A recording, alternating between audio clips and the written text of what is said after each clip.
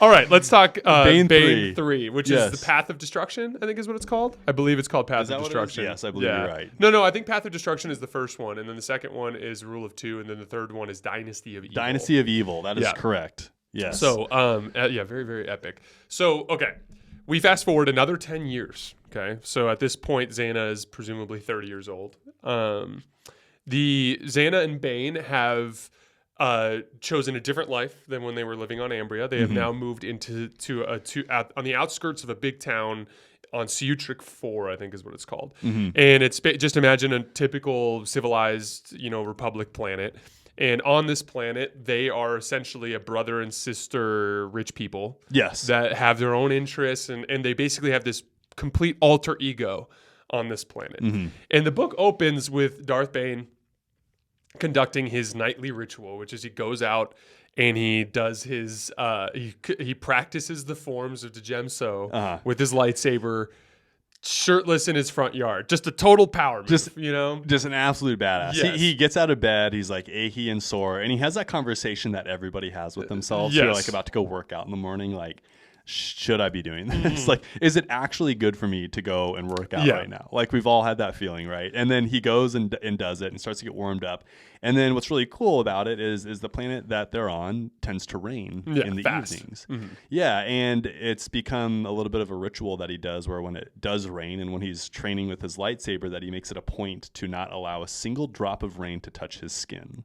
And he combats raindrops with his lightsaber. So just envision what that looks like, and it's just like the coolest mental picture. Yeah, just a Sith Lord who's in hiding on this planet, literally refusing to allow rain to reach the ground. Yes. So he gets all warm because, you're right. He gets out of bed and he's all talking about how sore he is, but then he gets warm, and then he goes into he basically has this outdoor.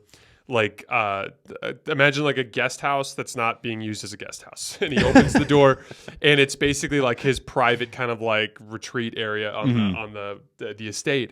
And in it, he kind of hits a secret button that opens this secret door that goes to an office. And in this office, he has his office, but then when he opens the secret door, it goes into basically a library that has all of these ancient Sith texts.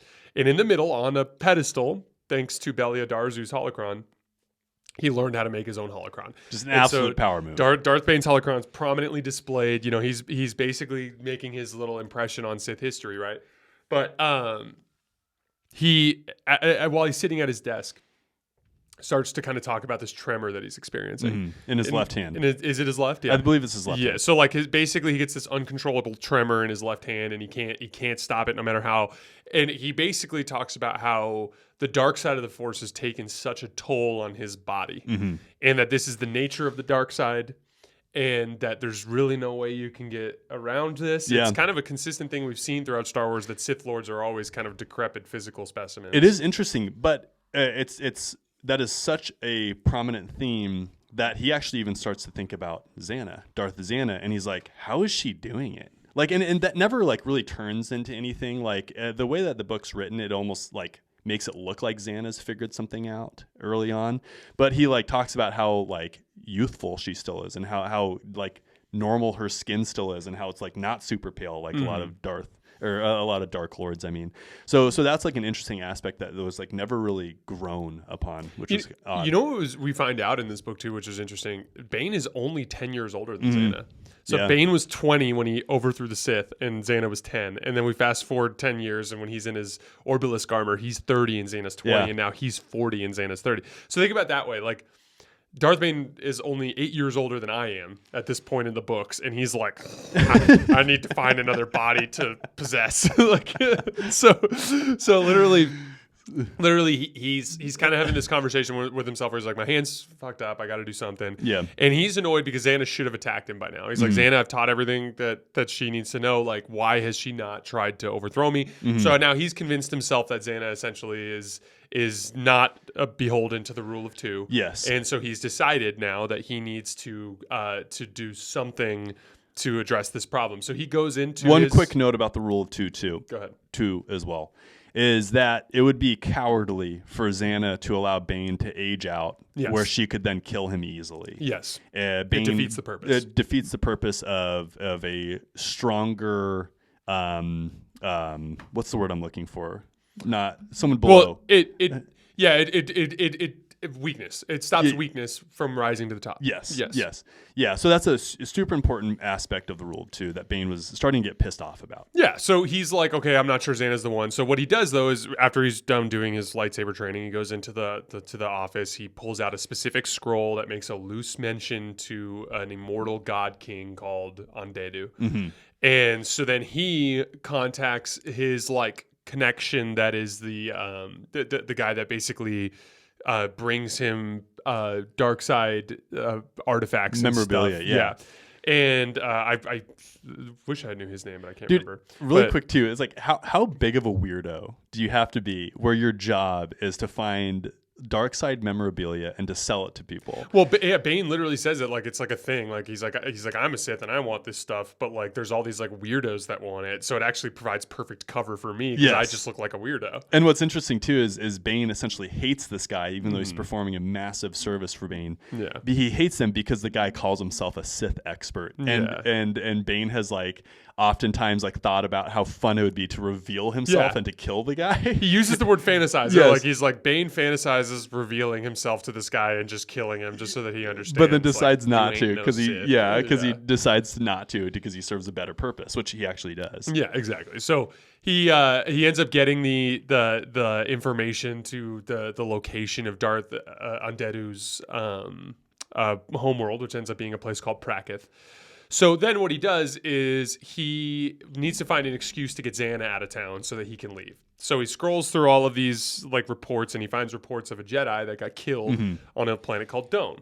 So he calls Zannah into his office. Zannah comes in and he goes, she's like, "What can I do for you, Master?" And he's like, "I need you to go to Done to basically investigate this dead Jedi and find out what's going on." She's like, "All right, cool."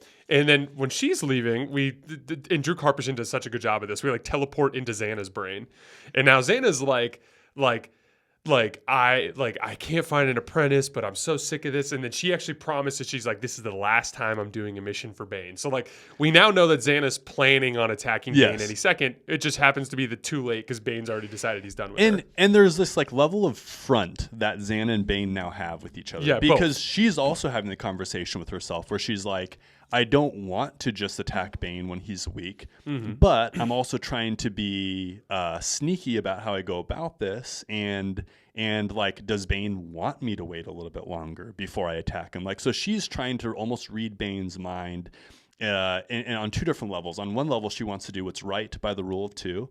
And on another level, she wants to kill Bane and actually succeed him. Yeah, exactly. So at this point, we basically have to find out what's going on Done. So basically on Done, there's this, essentially imagine a planet that's been strip mined into oblivion. And it's a classic kind of like caste system where like there's a royal caste that kind of benefits from the working class, and like all the working class people are broke and then all the royals are rich. And essentially there's this rift that's forming between the two of them, and they're on the verge of a revolution kind of anyway. Yeah. But what ends up happening is their revolutionary group accidentally kills the king's son. Okay. Yes. So, and the king's son happens to be married to one of the main characters of the show named Sarah, who also happens to be Nothing the daughter, happens by coincidence in Star Wars. Yes, exactly. Sarah happens to be the daughter of Khalib, the healer that saved Bane in the second book and the healer that saved Bane in the first book, right? So Sarah is adopted's the wrong word, but basically a daughter-in-law of the king. And her husband was killed by one of these revolutionaries. So the Jedi, Med Tandar, a random Jedi working for the Council of First Knowledge, which essentially their job is to go throughout the galaxy and rid it of Sith holocrons and artifacts and things like that. So the miners end up finding in their mining processes some Sith amulets and rings and shit like that, right? Yeah. So Med really, Tandar, like, not a big deal, but it looks like a big deal. Yeah. And it's kind of funny because like Med Tandar shows up to this meeting of the revolutionaries and they think he's there to like broker a peace between them and the royals, and really he doesn't give a shit about that. He's there for the Sith amulets and stuff, and so they're like pleading their case to him, and he's like I'll talk to the royals, sure, blah, blah, but he just really doesn't care, right? But then in the middle of the meeting, this Iktachi comes in and just kills everybody. Like an assassin comes in and just kills everybody. And she's called the Huntress, and she is just an absolute badass. Like, right. So first of all, she's incredibly evil. What's her unique ability? Tell her so she has a couple unique abilities. Yes. She essentially can manipulate time and space in a certain way. And when I say that, she can essentially be in certain positions or touch certain objects and almost feel what has happened in those spaces. And what's really interesting, and that goes beyond most other Jedi or Sith abilities, is not only can she feel what happened in that space, then she can start to almost infiltrate the personal lives of who was in those spaces, which is a big deal down the road, and we'll kind of explain that a little bit further. Yeah. On top of that, though, she can essentially create this like aura around her that almost kind of like the unknown creatures that we see in the High Republic era, where she essentially can like cast this like level of like dark side energy that like it makes it impossible for Jedi to use their powers effectively. When they try to tap into the Force, it's like painful and they're weak. Yes. So essentially, like Med Tandar, this Jedi, like kind of engages to fight this Iktachi.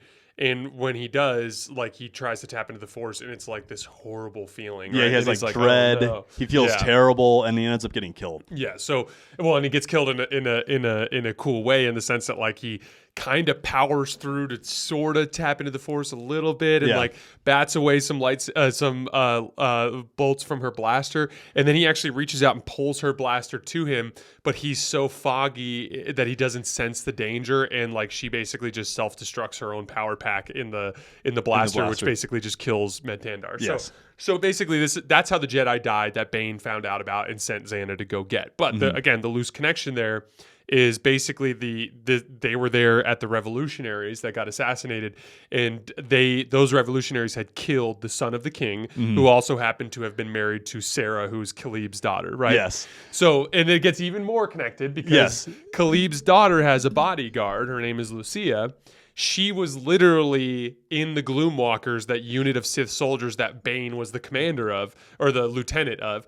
And she was literally the girl with the sniper rifle that Bane snatched the sniper rifle from and shot all the dudes that were trying to get into the airspeeders. And Lucia, however you say her name, frequently thinks about Bane and how grateful she was for Bane, and how she doesn't know what happened to Bane. Oh no, it goes farther than that. She has no clue what happened to him yet. Ulabor was the actual commander of the unit.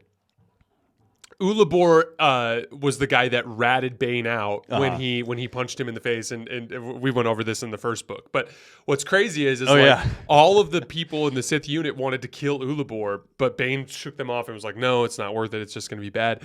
Well, literally the next time they went into battle, Lucius shot him right in the back. So there's all of these connections, and nobody knows about them yet. Yeah, nobody knows about them. This is all just like kind of unraveling slowly, and as a reader, you can kind of tell what's going on. Yeah. I mean, it's pretty obvious. Like Drew doesn't try and hide. No, this. Drew's not subtle. He's not subtle. No. Yeah, like which I appreciate. And like that's one of the things that he talks about when referring to how he like created Bane. He's like, as the narrator, I do not lie to my readers. Exactly, right? Which is a big part of like the last section of this podcast that we'll discuss. Yeah. So that kind of sets the stage. So Zannah goes to the planet, but at the same time, Sarah and Lucia end up going to Coruscant because the Jedi Temple, now that a Jedi has died, is almost certainly going to send a contingent to investigate exactly what happened. The king does not want that to happen. So the king's kind of pissed off. But Sarah basically goes like, I'll go take care of it. So Sarah and Lucia go to the Jedi Temple to basically meet with the Council of First Knowledge, Med Tandar's master, and basically smooth things over, because essentially what they're worried about is the royal family essentially having ordered that hit. Yes. And essentially, that way, the royal family would essentially be responsible for Med Tandar's death via collateral damage, which would be a huge problem, right? And and essentially, they're like, the Jedi Council can put some basic things together. They're like, wait, Med Tandar went to the royals first, and then went to the revolutionaries. They could have had an assassin fall. So, like, there's a lot of circumstantial evidence that basically implicates the royals. Which, by the way, Sarah ordered the hit. Yes. So let's just. Lucia did. Lucia did. Lucia did. Yeah. I'm just gonna call her Lucia. I think it's Lucia. All right, Lucia. So We've decided with on that, Lucia. I've decided. Lucia. With that, we should know. We listened to the audiobook. With that, the king's like super worried because he's like, I don't know why this happened. He's Yeah, like, I don't know why like our enemies got killed, but it wasn't me. Yeah. And Sarah doesn't even know like what had happened yet. And then Lucia goes back into like the room of Sarah, and Lucia's like, private, hey, I could tell you're really sad about your husband being killed, so I ordered the hit. Yeah. And then she thought, Lucia thought that Sarah was going to be all pissed off. And then Sarah's like, oh my gosh, like you're my best friend ever. I love you. Yeah, Sarah's like eternally grateful to her. Sarah's kind of an evil one. Yeah, she is. She's very vindictive. She's what she is she's like, I think she's just completely twisted by the grief of everything that went down. Yeah, she got her. She knows her father was killed. And now her husband's been killed. Her husband's been killed. She does not think that the universe or the galaxy is friendly, even though she's a healer. Yeah, she definitely has a negative attitude towards all this stuff. So you can kind of imagine the situation here. Everyone's now ventured off in other directions. Like Zannah's going to Doan to investigate, right? Sarah and Lucia are going to Coruscant to deal with the Jedi Council. Bane is going to Prakith to look for Undead's holocron. And then this Set Hearth, this Dark Jedi, this other guy, which we're about to go over, he was a member of the Council of First Knowledge who got turned to the dark side basically by these talismans. Yeah. And now he is a dark Jedi that just basically uses the power of the Force for individual gain and greed. He's not jerk. A Sith. Yeah, no, he's not a Sith, and he's not loyal to anybody other than himself. He has a very small mindset in the fact that he's just like, hey, if I'm comfortable, that's all I really care about. I don't need to rule. I don't need to be well known. He's like, if people know my name, that's fine. I like to. He's very like stylish, and he like has this like aura about him, but it's very like surface level, right? Yeah. So Set Hearth basically goes in and goes to a bar and starts picking brains to find out where the amulets are. He ends up having to kill some bodyguards at a bar to get the answer, but he finally gets the answer. The dude takes him down to like basically a cave where these miners are hanging out, and one of the miners is like way ambitious and like angry, and he's got a Sith amulet on his chest, and like Set has basically figured out like this is the dude who found the stuff, and he clearly put it on. And like essentially one of the things they explain in the book is like even if you're not Force sensitive, if you wear essentially a amulet or a ring or something that's got like the power of the Force imbued in it, you get like temporary like kind of like improve it. You don't become super powerful, but you become more powerful essentially. Well, and we see similar things happen in two major series. We see this happen in Lord of the Rings with the ring itself. When it turns everybody into a-holes who wears it. And we also see it in Harry Potter. When they actually have one of Voldemort's Horcruxes and like Ron's wearing it around his neck and he's just a complete jerk. Oh, interesting. I gotta eventually go back and watch the Harry Potter movies. That's a whole other thing. Yeah, we might have to do that and Game of Thrones. Like Dude, Harry Potter is so good. Rewatches. So anyway, we Set Hearth basically kills all the guys and gets the amulet in the rings. Doesn't put them on right away because he emphasizes that sometimes when you put on something like that, it has like a cost. And so he wants to appropriately research them. All knowledge that he learned when he was with the Council of First Knowledge, right? Very practical. So Zannah basically follows him and finds out from the trail essentially exactly what happened with Set Hearth. But Set Hearth had left already. But she kills everybody in her path so that nobody has any recollection of her. But it turns out Set Hearth lives in a mansion on Nal Hutta.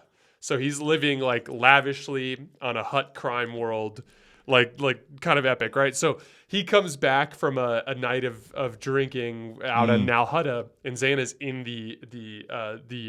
his mansion, right? And she basically like appears over him, and he like fakes like he's drunk and passed out, and then like tries to fight her, and they end up in this fight where she just wipes the floor with him, just kicks his ass all over the place, and at the end essentially like hits him with a Sith sorcery spell that causes him to descend into madness and basically drop into a coma, right? Yes. And her whole thing is like, this is going to be his last test. Like if he's capable of being my apprentice, if he's strong enough to become my apprentice, he's going to have to be able to crawl out of this hole that I just put him in over the course of days. Over days. Yeah. And I think it was like 3 days that he was out, right? So Set Hearth finally comes out of his coma, and Zannah basically makes a pitch to him. Basically, is like, here's the deal. You like, I can kill you, or you can become my apprentice. Because like obviously she can't let him live. So Set's like like talk about what's the expression for like forced compliance. It's basically forced compliance. Right. So like he's basically in a situation where he has no choice but to become Correct. her apprentice. And Seth, again, he's kind of an a-hole, so he's like, okay, like I'll play along. Yeah. He's like, even if I have to play along for a couple of years. Yeah, because Karpashin goes in his brain. Yes. Yeah, I'll play along, and I'll learn whatever I can from her, and then I'll split. Yeah. So Set is like, and even when Set's talking, like he's kind of considering it. Yeah. But he's definitely not really bought in. He's basically just doing it as a survival mechanism, right? So basically at that point, Zannah and Set get in their ship and they go back to Ciatrix. Okay, let's teleport now to Lucia and Sarah. Yeah. So Lucia and Sarah come to the Jedi Temple and they meet with Med Tandar's master, and they have this long drawn, and they really, really hammer home like the overly pious preachiness of the Jedi Order, and how like they're talking about all these things, and Lucia and Sarah are like But eventually they start talking about the Keep Sith. in mind, Lucia was literally fighting against the Jedi a number of years ago. Yeah, as a Sith, right? Yeah, as a Sith soldier at least. As a Sith soldier, and Sarah was healing, was with her dad when her dad was healing Sith soldiers and Jedi soldiers, just not the actual Jedi and Sith, just the actual like foot soldiers. Yeah, because like remember, Khalib was like not wanting to participate in the actual Force conflict. He just wanted to help the people, right? So in the process, they end up having conversations about the Sith being defeated in this epic conflict on Ambria, and she's like, on Ambria, like that's weird. And she's like, can you show me? Because he's like, I have a kind of like a memorial to this, and she's like, okay, can you show me? So they go to this memorial, and it's the 5 lightsabers, right, that are there from all the people that died in the Sith conflict on Tython. And then it has a mention of Khalib the healer on Ambria on the plaque. And she just becomes overwhelmed with grief because she just found out her dad died, right? Yes. And then what ends up happening is she starts to kind of like prod and poke a little bit and ask some questions, and specifically is like, so tell me about this Sith Lord, like what was he like? Because she's thinking, oh gosh, like Bane came back and killed him. Mm-hmm. And then when he goes, she's like what kind of hair did he have? And he's like, he had long flowing brown hair, and she's like, how tall was he? And not exceptionally so. Yeah. Now Bane is like legit 6'3", like 200 something pounds, solid muscle, bald, like, and he has both of his hands. And he has both of his hands. Although in theory Bane could have lost a hand at some point. True. But basically, she immediately goes like, that wasn't Bane. Bane's alive. Like Bane killed him, killed my dad, got away with it somehow. And so she becomes like possessed with this. So they get back in the ship. Sarah also manages to kind of like use some political savvy speaking to essentially convince the Jedi Temple to not investigate what happened on Done, right? Basically draws a good clean line between any sort of proof that the royal family was involved, right? So she gets in the ship and basically goes to Lucia and goes like, we need to hire the Huntress again. And so they go meet the Huntress. Again, super vindictive. Yes. Sarah. Yeah, like she wants revenge. She wants Bane dead now. Yes. So she brings Lucia to Ambria, and Lucia engages in that other Force behavior that Luke broke down earlier. Same kind of thing that Cal Kestis has in Jedi Survivor and Jedi Fallen Order. Same sort of thing that Ahsoka showed in the episode where she kind of sensed what happened in the final conflict after she fell off the cliff. Basically Lucia and Sarah bring the Huntress to Ambria, and the Huntress basically senses the environment, discovers everything that happened there, also starts to see the future in this spot. And she starts seeing the conflict between Zannah and Bane on Ambria. And she sees versions of it where either one of them wins, which is like this other cool thing. So she basically at that point goes like, okay, I'll do it. But not even for the money. She does get a huge paycheck, but it's not even for the money. She just wants to challenge herself. Yes. Like she has this like overwhelming sense of destiny starting to come over her, where she feels like she's supposed to do this. And she can't tell if it's something that's good for her, if it's something that's going to end her life. Yes. Like she's literally just so interested that she like essentially takes up Sarah. Exactly. So, and she basically goes like, she knows she's going to dream about the Dark Man tonight. Like, and so she starts to dream about Ciatrix, and which is what allows her to locate where Ciatrix was. So they give her 20 mercenaries from the Doan Royal Guard and they give her a special Senflax is what they call it, a special like neurotoxin that essentially can put somebody in a position where they're mentally there, but dim enough that they can't use the Force and physically paralyzed. Yes. So like a great way to capture a Force user. And the only reason why Sarah knows about this is because she's used it and she's seen her dad use it when he was performing like essentially surgical procedures on people in order to sedate them. It was a sedative, and she actually grabbed it out of the shack in Ambria after her and Lucia brought the Huntress there. Right? And what's really cool about it is essentially they apply it. The idea is they apply it to the blade of a dagger, and then all they have to do is just do like the most just have to draw blood of cut on someone, and then all of a sudden they've been inoculated with this drug, and they'll pass out. Right. So at that point, essentially the Huntress and the 20 mercenaries are sent off to Ciutric to go capture Bane. Right. So now we have, as you can imagine, we have Zannah and Set Hearth headed for Ciutric. We have the Huntress and the Doan Royal Guard headed to Ciutric. Now Bane goes off in my favorite part of the entire book. Okay, so there is a scene at the start of the Rise of Skywalker that I've mentioned to you before. That's one of my favorite examples that kind of like of what could have been in the Star Wars sequel if they would have not butchered it. So that's all. Kylo Ren. We see this scene of Kylo Ren on some random planet, and he is just eviscerating the local, militia that's fighting against him.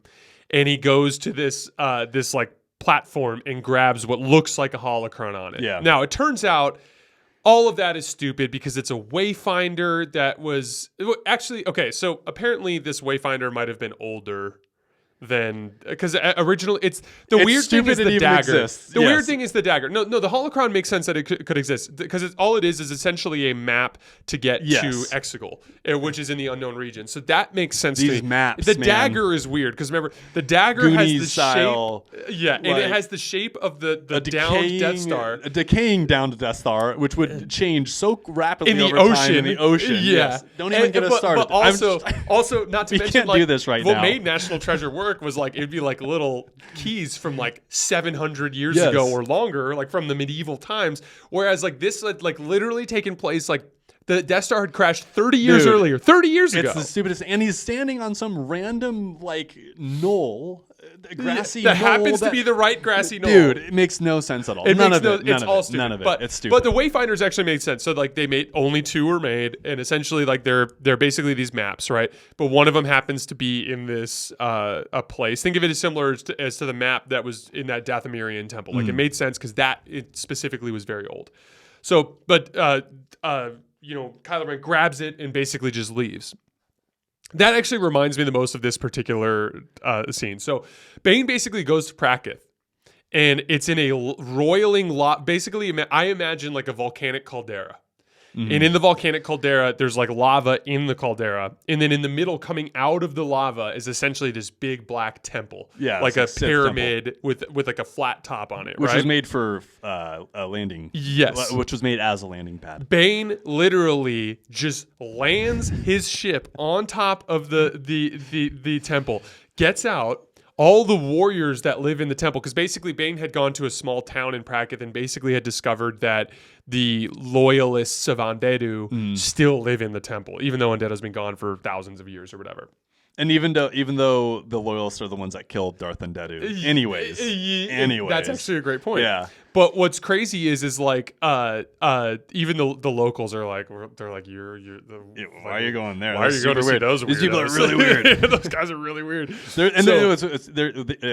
It's unknown how many people live in this temple. They don't know if it's a dozen. They don't know if it's 10 dozen. Yes. Yeah. And the number that kind of came to my mind when I was reading the book was like about 100. Maybe. Yeah, you could feel them. Because there were like 20 or so warriors that come out to the top of the temple, right? And so they meet Bane at the top of the temple to like defend the temple. And Bane just goes, screw it, and like literally unleashes a wave of dark side energy that basically forms a bubble around him. And as the Anderuites are running at him, they enter into this field and they basically wither and die as Bane absorbs their life force. And what's really jacked up too is they're like hoarding Bane, and as like these people are starting to die in front of their friends, they start to realize like, oh my gosh, like do not enter this bubble, and then they're getting pushed by by the people behind because they're all so excited to try and kick Bane's ass, and Bane's like, yes, come to me. So there's a small handful of them that don't run into the bubble of death, and Bane dispatches those with his lightsaber. Then he basically descends into the temple, goes in. As he's walking down the hallway, like he can see people, he can feel people cowering in their cells. Occasionally someone would pop out and he would literally snap their neck with the force, like just like, and then like walk by. Goes into these Bane books are so jacked up. I love it. I love it. So he goes into the back of the temple where the sarcophagus is, just kicks the lid off, pulls Undeadu's dead fingers off of the holocron, grabs it out of his hands, walks back up, gets in a ship, and flies away. Thanks. It's the ultimate Sith power move. Dude, incredible. And again, the idea behind this holocron is it apparently has the key to eternal life. Yes. Mm-hmm. So Bane on the flight back to Ciutric, he's headed back to Ciutric, right? So now we have Bane headed to Ciutric. We have the Huntress and her royal guard headed to Ciutric, and we have Zannah and Setharth headed to Ciutric. But while Bane's on his way to Ciutric, he's digging into the holocron, trying to figure out the ritual of essence transfer, which is essentially the ability to transmit his consciousness. Essentially, it works like this: Bane can attempt to possess a body. Mm-hmm. If it's a clone, he can just take the empty space, but it's going to take too long for him to grow a clone. So he needs to find a person that is physically fit to what he needs, but that he can dominate their psyche or whatever. Yes. Because if you lose that battle of wills, you get banished to the void. And he can't just pick up some Joe Schmo, because if the body cannot contain the dark side energy as a vessel, then the body will decay and Bane will be in the exact same issue. Exactly. So exact same problem. So Bane is trying to figure out how to do the ritual of essence transfer, and Darth Undeadu is just being a prick and just won't tell him. You're not worthy. I can't. Like it's like just kind of. And what Jason's referring to as well is like each of these holocrons have essentially like a personality behind them. Yeah, and it's not a true personality. Imagine like it's Siri. It's like a programmed personality. Yeah, but it's like high level AI, like the highest of levels AI, and the holocron's not giving him his answers. Exactly. So he eventually basically essence transfers himself into the holocron. So Bane basically mentally dominates the holocron, and it's the same kind of risk. Like if he fails, he could be banished to the void essentially. But he wins because he's Bane. Because he's Darth Bane. So he overpowers and just basically rips the knowledge of essence transfer away from Darth Undeadu's secret oracle, whatever that's living in this holocron, and it basically just takes the information. So he's all stoked because he's got but once again, this is a recurring theme in the Bane books.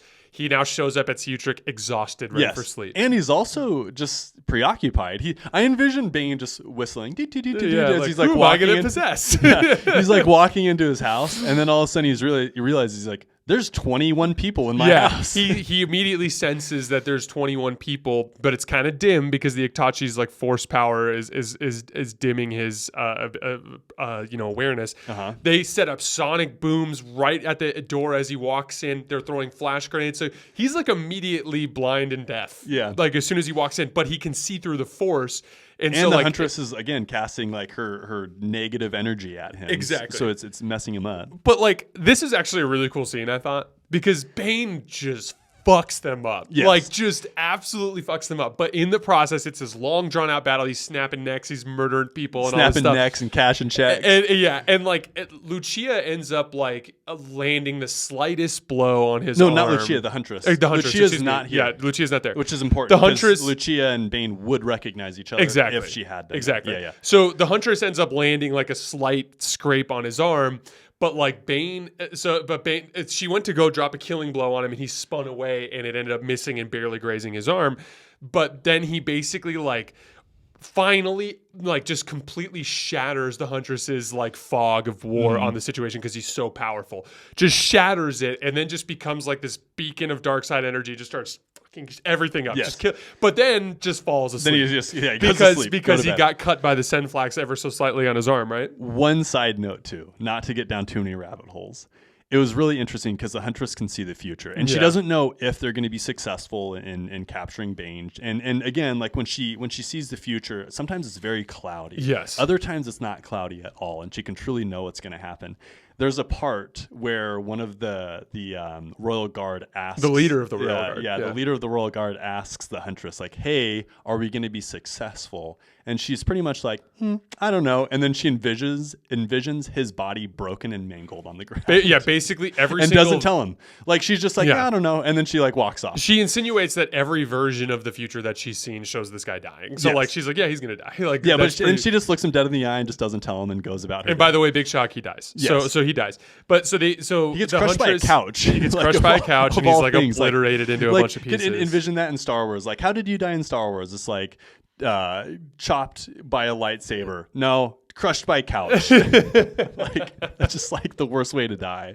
So Bane gets taken prisoner. The Huntress brings Bane to Doan, where Sarah and Lucia are. And there's essentially this prison that is closed off because it was considered inhumane, but it's below the royal palace in the basically the depths of the earth. And the way they describe, like, imagine like Swiss cheese. That's the way this planet is. I envision it as like a maze where like the mining has basically stripped the earth away to where there's like these small bits of land that are exposed on the surface, pillars. But there's giant pillars going down. And so the stone prison is basically built into one of these pillars. Yes. And so there's like little hangar bays that are kind of like positioned along the wall. The king does not know that this is happening, by the way. Yeah, so Sarah and Lucia basically open up the stone prison without telling the king. Which is a huge deal. Which is a huge deal, right? So they take Bane in there and they basically lock him up while he's completely, paralyzed by the arms hanging from the ceiling. So his like shoulders are getting pulled out of their sockets and stuff. And he's like completely just dead to rights, right? And at this point, Zannah and Set Hearth, the Dark Jedi, show up on Ciutric and basically discover that Bane has been captured, right? And she can actually see the evidence of all the broken shit and stuff, right? So at that point, basically, Set finds a piece of like a patch or something that basically signifies Doan Royal Guard. So that's how they identify that Bane's basically been taken to Doan, right? They separate, and basically Zannah goes to find out what Bane went on his mission. So she goes to basically the dark side talisman dealer guy to basically find out. And she ends up actually killing him, to torturing him to find out the truth, because like he was a good businessman and he would not reveal Bane's secrets. But then she just reveals herself as a Sith and tortures him. Oh, this is another level. Yeah, and basically tells him, hey, like he wanted Darth Undeadu's final resting place or whatever. Yeah. She tells Set to basically find out everything that he can about Doan and the whole situation there, right? So they meet back at the house. And Set knows a lot about Darth Undeadu for whatever reason. Well, because they run into each other. So when they come back from their separate missions, she goes like, fuck, like he wants this Darth Undeadu thing, and then literally Set's like, Darth Undeadu, the immortal? And like and so like he had known from the Council of First Knowledge who Darth Undeadu was. And so now like he reveals to her that it's like about immortality. So now Zannah feels betrayed. Yep. Because she's like, Bane's trying to basically also break the rule of two by staying alive forever. Which, to Bane's defense, was not what was happening. Not his goal. He literally just wanted to stay alive long enough to have a proper successor. Exactly. So while at the same time, Set Hearth is now obsessed with this. Is like, I want this holocron. So like he's super interested. So the two of them load up and they go to Doan. So now everyone's headed to Doan. Okay. We get to Doan, and there, Lucia and Sarah and the Huntress go in to do their first interrogation of Bane. So, like, there's like a bunch of these, like, drugs out on the table, and there's one that, like, kind of brings him to the point where he's mentally alert, but that he still can't use the Force. Yes. So, and he's not really mentally alert, he's kind of, like, partially alert, right? So then Sarah starts to have this conversation about the death of Khalib, and Bane's like, I didn't kill Khalib. And she's like, doesn't believe him, because in her mind, the entire reason why she's bringing Bane back is so she can essentially torture him and kill him, right? And Bane didn't kill him. Yes, and then then Sarah doesn't want to believe that. Like, it is in her mind's eye that she needs to avenge her dad's death and kill Bane. Yes. Yeah, which is not going to happen for her. Which is not going to happen. She completely loses it. So Sarah's starting to kind of to fall apart mentally. Lucia immediately is like horrified because she's like, that's Dez. that's Yes, our that's old Bane's captain. previous name before he Yeah, turned into she's like, Darth that was Bane. my old commander, the one that I literally killed for. Like, I Small world. love this dude. And she's also really troubled because Sarah is like really going down a dark path in terms of like vengeance and revenge and stuff, right? And the Huntress is like now like her job is over, but she's just hanging out. Just because she's a terrible And it's witch. really creeping everybody out because like Yeah.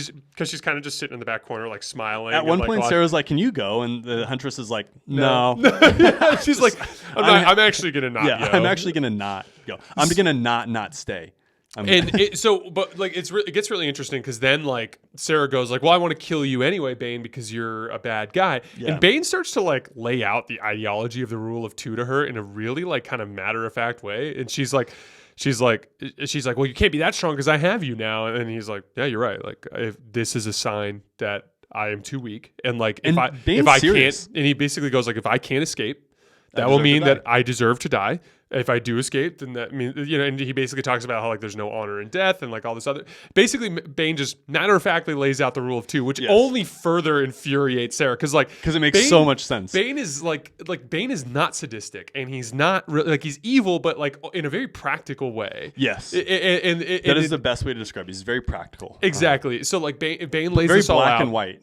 Very black and white. Like any a rule that he thinks applies to the universe also applies to him. Exactly. He just basically views himself as like his personal destiny is to be someone who rules, but like he at the same time he embraces the fact that like there might be a limit to it if he ends up weak or whatever. Essentially, he views the entire universe as a gigantic like measurement of one's strength. Yes. And so he lays it out. That goes crazy. Lucia basically decides at this point that Sarah's out of line because Bane didn't do anything really that deserves this. So Lucia goes back in and she basically secretly injects Bane with the stuff that gives him the true ability to wake all the way. Yes. So at that point, Bane eventually like comes to consciousness and goes like, just like with a thought, snaps his wrist, Restraints. But he doesn't have his lightsaber. So his lightsaber is currently hanging on the Huntress's waist. She's got it, right? Because she took it as a trophy from when she captured him, right? The Bane or Lucia and Sarah are off somewhere else, like degrading mentally over this whole situation. The Huntress is following them. The holocron is in some vault. It's in some random hole in the wall. Yeah, it's in the and it's Bane's holocron. No, and it's or is it Bane's? I thought it was. It's Darth and both. Dedu's. I think there's. You're right. No. It is Darth and Dedu's. No, because Bane's holocron is in the Huntress's pocket. It's in her pocket. Dedu's holocron is in the little cubby in the wall. Yes. I think because the Huntress some actually office. grabbed the holocron and kept it. So anyway, Bane breaks out and just starts killing people with the Force. Right. So then Zannah and Set Hearth show up. They pull into one of the hangar bays. Zannah's like, I'm going to go take care of this. You just watch the ship. So she runs off and she starts trying to chase Bane. Set Hearth goes for about 5 minutes, and he's like, at one point they actually show him like juggling rocks with the Force. He's such an a-hole. Yeah, he's just such he can't like even just sit tight and just like focus long enough to like just be there, which is all he needs to do is just be next to the ship, and he literally can't even do that. He starts juggling rocks. Yeah, he starts juggling rocks and shit. So literally he ends up going like, actually no, I'm gonna go. He can sense the power of Undedu's holocron, so he's like, I want Undedu's holocron. So Set's part of the story is he basically ventures off. He actually finds Undedu's holocron, gets it, goes back to this other hangar bay where the other ships are, and he ends up running into the Huntress there. And the Huntress and him end up having like this game of chicken where neither of them can kill each other, but like neither of them, like Set is like actively sabotaging ships to try to escape, to try to scare the Huntress into letting him escape. And eventually she lets him leave. Yeah. So Set Hearth basically has escaped with Undedu's holocron, end of his story in this book. That we know of. That we know of. And maybe there was another Legends book that brought him up, but I'm not sure. And in theory, he could be alive to this day as a character. He could be the actual Sith Lord. No, Maybe, I'm just kidding. maybe he's Forget Snoke. No, I'm just kidding. So Snoke is actually Plagueis, who was who Set Hearth's essence transferred, and then essence transferred into this other guy. Yes. So basically, at this point, Bane can sense that Zannah is there and is chasing him. So he starts leaving fake echoes of his dark side power in different rooms to basically mislead Zannah, because he knows that he'll be killed by Zannah because he doesn't have his lightsaber on him. So at the same time, Sarah becomes aware that Bane has escaped. So she freaks out and goes, I need to blow up this stone prison. I need to sabatage it. Which was actually inherently, it was built into the stone prison Yes. itself. So It was basically the stone prison was set up to where like if the prisoners were escaping, or if like a high level prisoner was escaping, there's essentially a self-destruct button that they could press and the entire prison would fall in on itself. But then the above mansion and above structure would not be wounded. Yeah, so it was a fail safe in case someone was escaping, right? Which is basically what's happening, right? Because Bane's getting out. So she goes to hit the self-destruct button and then gets second thoughts and changes her mind. Because she's worried about Lucia. Yeah. Lucia runs into Bane. And Bane basically is like, "Why did you save me?" And then Lucia kind of breaks it down, but at the same time, like Bane's like completely like he's fascinated by it, but at the same time, like it's kind of too much is going on. He doesn't really have time for it. Lucia thinks it's like the most important interaction in the world, so she's like asking these questions and stuff. Next thing you know, Zannah shows up. Bane's like literally, I think, preparing to kill. No, Lucia, right? Or he's about to like leave her. Bane was just going to leave Lucia. Yeah, like, hey, but like, Zannah thanks, shows but up and throws a wave of force power at Bane. Yes. Bane protects himself. Lucia can't protect herself. And she gets just like launched across the tunnel and thrown into a rock wall, and she basically breaks into like Humpty Dumpty. Yeah, for lack of a better term. Again, bones breaking. Drew loves to talk about like bones breaking. Yeah, Drew Carbishin. He likes breaking bones. Yes. So she's dead. So Lucia's dead. Basically, collateral damage of Zannah and Bane's a conflict. Zannah and Bane engage in this like conflict, and like Bane's like faking like he's gonna pull out his lightsaber, and he's actually like using the Force to cause an apparition of his lightsaber, even though it's not there. Zannah eventually sees through it and attacks him, and Bane is basically entirely on the defensive, trying to protect himself from Zannah coming at him, and he's completely disadvantaged. Yes. Sarah finds Lucia's broken body, and then finally goes like, okay, now she's just so hopeless. She runs back, and now she hits the self-destruct button with no hesitation. She carry the body though? She drags the body with her. I think she does. Yeah, she takes the body with her. But like Sarah ends up hitting the self-destruct button, and then she ends up going to some ship, and she takes Lucia and she leaves. Right? Sarah understands her fault. Yes, which happened many, many years ago and has been just a bad seed in her conscience. Like, and she kind of, it's like a coming to God moment where like Sarah realized, she's like, this life that I've lived, which is full of vengeance, like only brought destruction to my best friend and to my marriage. Yes. Not my marriage, but like my life. Home, my life. She's lost everything. She's completely lost now. So she goes back to Ambria to bury Lucia.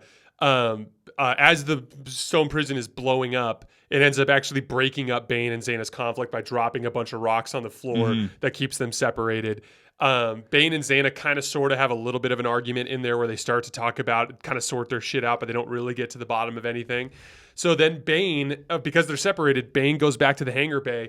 He runs into the Huntress, who's waiting by his ship with his lightsaber, and basically she gives him the lightsaber and goes like, I want to learn from you, essentially.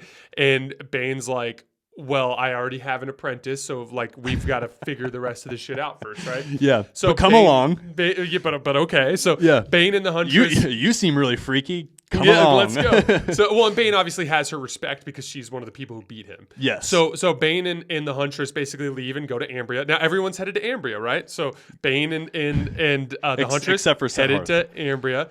Except for Set Hearth. Sarah and Lucia's dead body headed to Ambria, and then Zannah obviously headed to Ambria because Bane sends a message to Ambria, or to Zannah, basically goes like, meet me on Ambria. Let's do this. And we'll settle this finally, right? Yeah. So during that whole time, during the travel of time and the time they're waiting for Zannah, Bane basically breaks down for the Huntress how the Sith work. And she actually picks a name.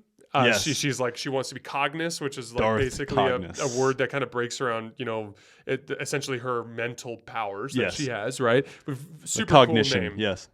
So Darth and Cognis, even when she picks it, Bane's like, oh, that's a good name. That's pretty badass. The fitting name. Good work. Yeah, you're gonna do just fine. Yeah. So Darth Cognis essentially is Bane's like temporary apprentice pending whatever goes down, right? Very pending. Zannah does show up. And then they basically like make an agreement, like, and Cognis literally says to them, like, I will serve whoever wins this battle. And then Bane and she Zannah just sits down and starts eating popcorn. Oh, like, one important detail. They run into Sarah and Lucia on Ambria because it's, everyone just keeps running into their friends. and and Sarah's like the Huntress is just giddy about the opportunity. She's like she's no more use to us, master. Can I kill her? And literally like Bane's like fine. And so the Huntress like steps up and just cuts down Sarah, just kills her. And Sarah lets it happen. Yeah, Sarah's now at peace. accepting She's of it. understood her flaws and has come to grounds with that. Yeah, it's like her story has kind of come full circle in a lot of ways. So then Bane and Zannah engage in this lightsaber battle out, and just imagine epic, like on the desert plains of Ambria, next to the Black Lake Nath, which is filled with the power of the dark side from an ancient Sith Lord that was trapped by an ancient Sith Jedi Master, and they're just fighting on the beach of the Lake of Ambria. Or like Nath, and they're having this epic like showdown of Sith Lords, right? And Bane's kind of winning in the lightsaber area. Like Zannah becomes abundantly aware of the fact that Bane was always holding something back in their conflicts. Zannah gets tripped up on all things, but Sarah's dead body, I believe. No. It's the grave of Lucia. Oh, is that what it was? On Lucia's grave. Like, yeah, she trips of all on, things. She like, trips on Lucia's a little bit grave. Symbolic, a little odd. Yeah. But in the process, she unleashes a Sith sorcery, a different one than we've ever seen. Because the original one is the one that we've seen. Yeah, before. the one we've seen so she does this one where she like waves her fingers and essentially the person starts to experience their worst fears. So she does that to Bane, but she can't attack him while she's doing it because she has to like stay doing the spell. Yeah. So Bane's like waving his lightsaber at these like apparitions that are attacking him. But Bane is the first person that can fight this off, and he's like, "Oh wait, these aren't real." Yeah. And then just decides to not worry about it. Bane burns those away. Yeah. And so they re-engage and he's got Zannah dead to rights again. And then she unleashes this like other spell that causes these like tendrils of like black steam to come up from the ground. Envision like a squid's arm, like an appendage. Like that's that's kind of what I thought yeah. too. Yeah, like a kind of like squid arm shaped thing, but of massive of steam basically. Yeah. And essentially it catches Bane as he's going for the coup de grace. Like Zannah trips on the grave, he's going down to kill her, and the tendril just literally lops his arm off. And Bane didn't know if they were real or not, but he soon finds out that these are legitimately like physical the manifestations of pure dark side energy. Yes, so and it basically it cuts his arm off. His brain, his whole mind is on the verge of descending into the void because the pain was so incredible. The pain was so horrible. And this man, envision the pain that Bane he's has already been felt. through. Like for this to mess him up that bad is like literally unfathomable. But at his last act, he reaches out with his other arm and grabs Zannah by the wrist and basically tries the ritual of essence transfer. Yes. And so now from the Huntress's view, so we go over to the Huntress's view because like they explain it, it's like Zannah and Bane are locked in this battle of wills inside of Zannah's body. And then it just goes, and then Drew Carpenter basically goes, and then it was all over. So like it was over. They act like it was over in an instant. Can you imagine though, like the actual like physical watch of that, right? Incredible battle, two Sith just getting after it. All of a sudden, this like steam tentacle touches Bane. He freaks out, and then all of a sudden they just go. Oh yeah, no, but they say just Bane's body disappears. Oh, that's true. Yeah, it would be actually more interesting because I envision them just like going through this entire battle and then them just holding hands and just just standing there. But that's not what happened. You're right. You're right. So they switch to the Huntress's point of view, and she basically sees Bane's body like disappear. But then she also says there's like a bright flash, like there was a bright flash, like an explosion of energy, and it happened. It happens fast, like it happens fast. But it's like this battle of wills, right? And then Zannah basically like walks over to Cognis. Well, let's talk about the Battle of Wills first. Like it like in detail talks about Bane's cognition, like trying to beat out Zannah's, and like how there was like a true fight where like it felt like power. Yes, and it felt like one of them was like winning, and then like the other one, like it was like the way that it's described is very interesting and something that I could never properly discuss or like even show details on. Drew Carpenter is again, the book is really easy. These books are really easy to read. I recommend reading them or listening to the audio book. But yeah, like there's this Battle of Wills. It looks like Zannah wins, right? So Zannah comes over and essentially like they have their conversation where they're like, Bane is gone, I am your master now. And then she basically pleads servitude to Zannah. But then like there's this weird thing where like the Huntress or Darth Cognis is like looking down and like Xana's left hand is like spasming. And like kind of like squeezing. And so that's basically how the book ends. Yes. Now what is interesting though is like that would seem to be a strong indicator that Bane's essence transfer worked. Mm-hmm. Drew Karpyshyn has been interviewed about this, yes. and he has said that was not his intention. It was intended to be more of like a piece of Bane survived, but that Zannah and that's kind of how I interpret it too, because like you open a big can of worms when it starts to be like, what if Bane was Plagueis? What if Bane was Sidious too? That's where it can get weird. Exactly. And Drew talks about how the fact that he throughout this series was always a narrator that told the truth. Like he was never trying to throw up smoke screens throughout the entire series. Like he was always very like forthcoming with his intentions and with the intentions of the characters.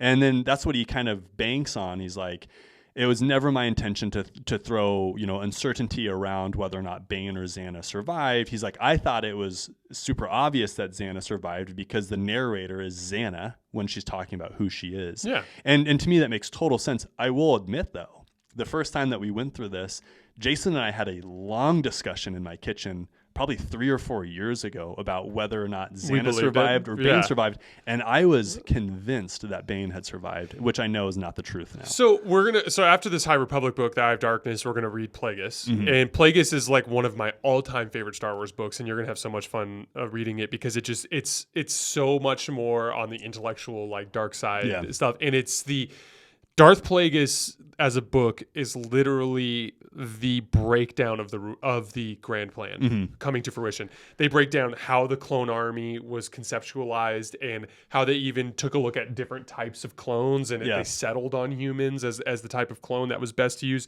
They talk about how they manipulated Count Dooku to leave the Jedi Order. They talk about like kind of the radicalized Qui-Gon Jinn. They talk about like how they put Palpatine into power at Naboo. Like they immaculately break down how Palpatine and Plagueis's grand plan worked, which is so cool. But again, and this is the dead giveaway for me, in that book, Plagueis and Sidious could not be more different. Right. Like Plagueis is this like intellectual, like almost like a philosopher. Mm-hmm. And then Sidious is very much like a manipulative politician, and they're very different.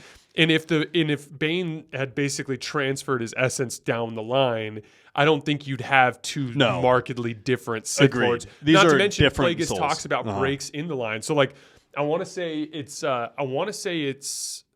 Cognis's apprentice, but I think it's Cognis's apprentice. There is an apprentice somewhere in that Bane line that turns to the light side and starts destroying all of their, like they talk about it in Sith lore as like a huge step back in the grand plan. But and then I think Cognis ends up coming back and killing that guy and taking a new apprentice. Jeez. But like they're like the Bane line is complicated, and so like if it was essence transfer all the way through, it would have been much cleaner. Because Bane would have manipulated everything. Right. Yeah. Way more boring too. Yeah. Mm-hmm. And that wasn't Bane's intention. Again, like Bane was very much so loyal to himself. And with that comes the death at some point. Well, in theory, to your point, if his motivations were legitimate, it's very possible that he could have done the essence transfer into Zannah and then given up the reins to Darth Cognis through a traditional means. Right. Mm-hmm. Yeah, but we know, long story short, that Zannah was the winner. Mm-hmm. Mm-hmm. All right, guys, that is all we have for today. We will be back next week with another week in review and probably an early touch into the High Republic book. Yeah. I'm going to talk to you about maybe trying to organize something around doing some stuff with Game of Thrones because I think that'd be fun to kind of get some more content. As always, we appreciate you guys, and we will see you next time. Thanks a lot.